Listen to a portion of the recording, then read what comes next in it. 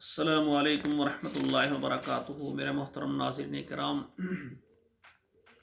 اللہ کی رحمت سے، اللہ کے فضل سے آج آپ کے سامنے یہ قرآن مجید کا 21واں پارہ ہے اور سورہ الروم ہے۔ آیت نمبر 11 سے لے کر 15 تک 5 آیات پہلے میں تلاوت کروں گا، پھر ان کا ترجمہ عرض کروں گا۔ اعوذ باللہ من الشیطان الرجیم، بسم اللہ الرحمن الرحیم۔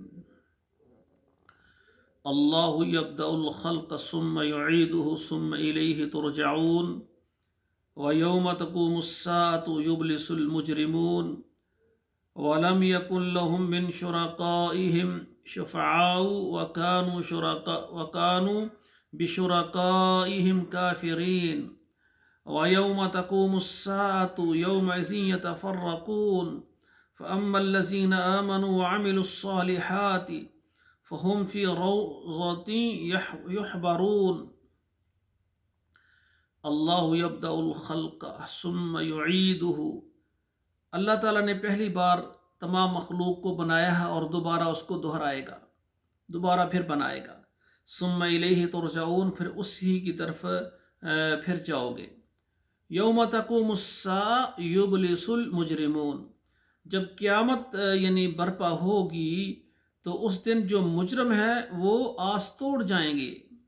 وَلَمْ يَكُنْ لَهُم مِّن شُرَكَائِهِمْ شُفَعَاءُ، اور ان کے شریک ان کی کوئی سفارش بھی نہیں کریں گے۔ وَكَانُوا بِشُرَكَائِهِمْ كَافِرُونَ، وہ اپنے شریکوں کا انکار کریں گے۔ وَيَوْمَ تَقُومُ السَّاعَةُ، اور جس دن قیامت قائم ہوگی، يَوْمَئِذٍ يَتَفَرَّقُونَ، اس دن وہ سب الگ الگ ہو جائیں گے۔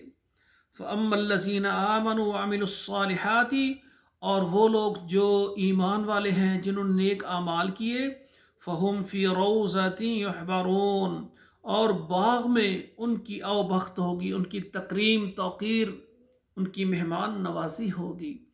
تو سامعین کرام، جب قیامت آئے گی تو ہر کوئی جدا جدا، کافر الگ ہو جائیں گے، مسلمان الگ ہو جائیں گے، اللہ کو ماننے والے توحید پر قائم رہنے والے الگ ہو جائیں گے، ساری زندگی شرک کرنے والے شرک میں اپنی زندگی برباد کر کے اللہ کے سامنے حاضر ہونے والے الگ ہو جائیں گے۔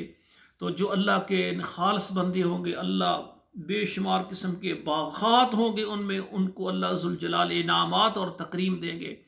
میری دعا ہے اللہ وہ اعمال جو جنت میں جانے والے ہیں، تیری فرما برداری والے ہیں، یا اللہ وہ ہم سے کروا لے، اور نافرمانی والے کام اور خصوصاً شرک سے ہمیں محفوظ رکھنا میرے اللہ۔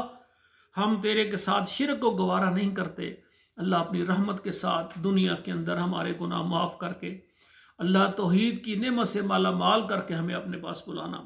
والسلام علیکم ورحمۃ اللہ وبرکاتہ۔